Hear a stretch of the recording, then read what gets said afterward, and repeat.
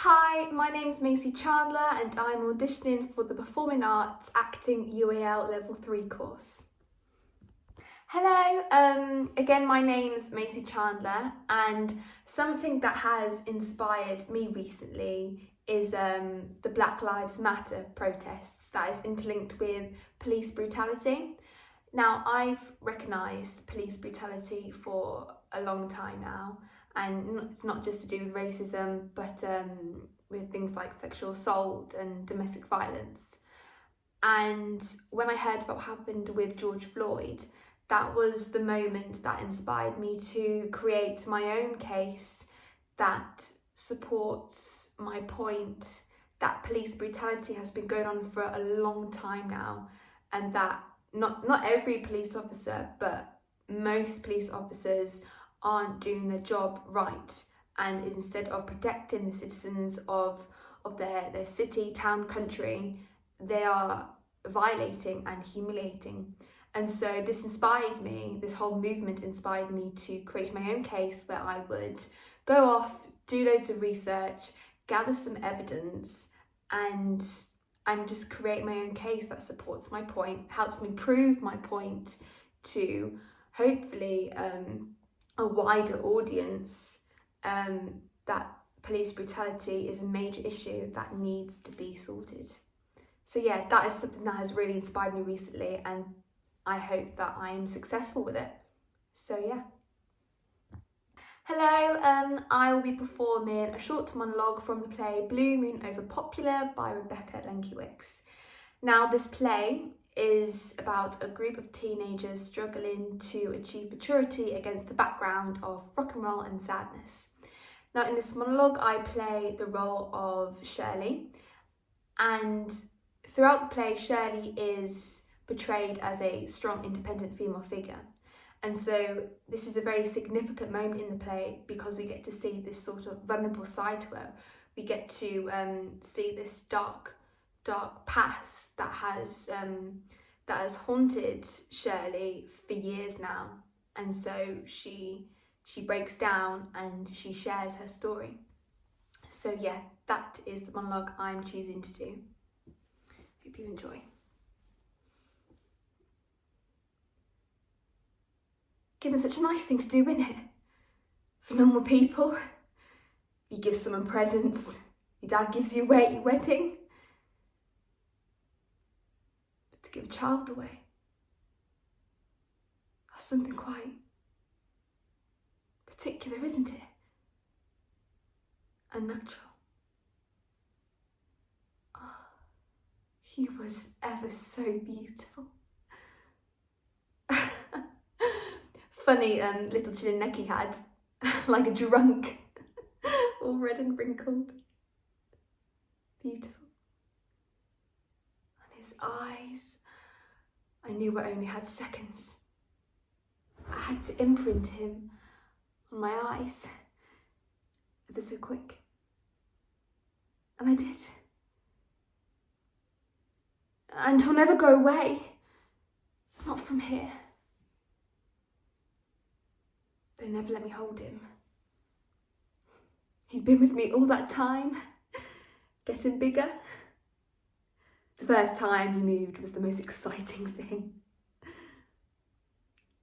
At night, I used to touch my belly and talk to him while he was kicking about. Little chats.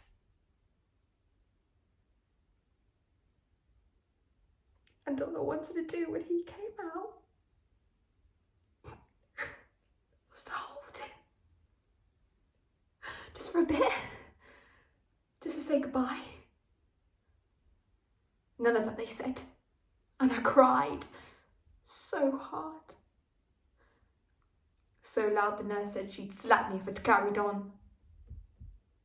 Looked like the type that would too. I couldn't stop. So I put my head in my pillow and I screamed into it.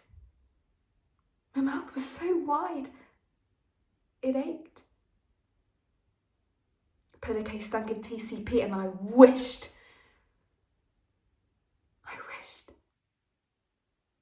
smell would kill me. I could smother myself.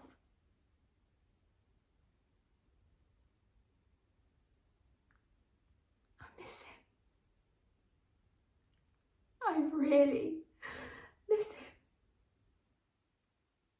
Didn't even know him, but it feels like half my body's been cut away.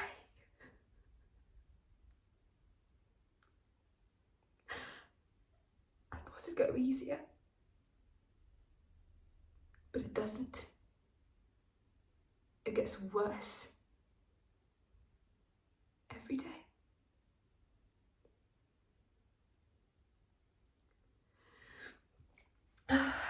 Sorry, Bet. Sorry. Hello, I'll be performing a monologue from the play Electricity by Miriam Bataille. This play is about a group of 4 teens on the cusp of adulthood, and tragedy hits one morning outside of Pimlico station, and this experience makes these teens reassess over their lives.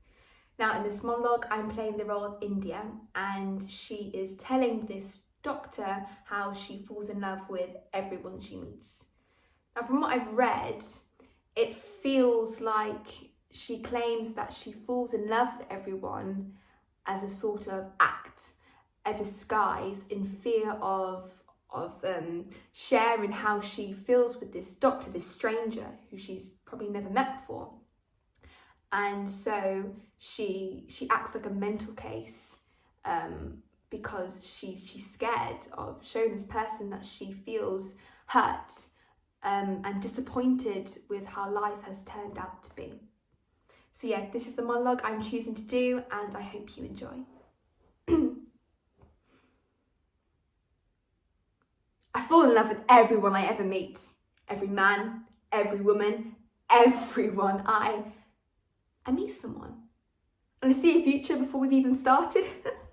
An end before beginning. I see the fatal collapse before the first spark. You see, I do this thing in my head where I sort of talk to myself. I narrate myself. Like, I narrate everything that happens in my head as it's happening. And immediately after it's happened, it's weird. Here, nothing. Here, it's chaos. I can sometimes get a bit carried away. Like I'm in a movie. Don't you ever feel like that? Of course you do. We all do sometimes. An epic soundtrack, flattering lighting, impossibly tousled hair. I am in a movie, constantly. I'm not mental, by the way. I know that's not the most reassuring sentence, but I'm not an actual whack job. I'm not one of those mad nutters people don't make eye contact with in public transport. I'm not mad. I just kind of make stuff up.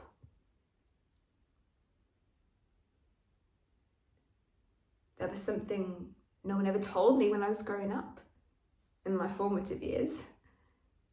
No one ever told me that life's kind of disappointing, kind of dull, kind of less bouncy than you might want it to be. No one ever tells you you're not Jessica Alba or Ingrid Bergman. You're a bit flatter, a bit less shiny, a bit less interesting.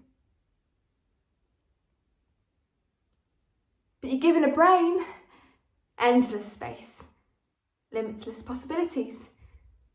It's kind of unfair, really. Out there you've got reality, terrorism, UKIP and cystic acne. But you're given infinity right here in your skull.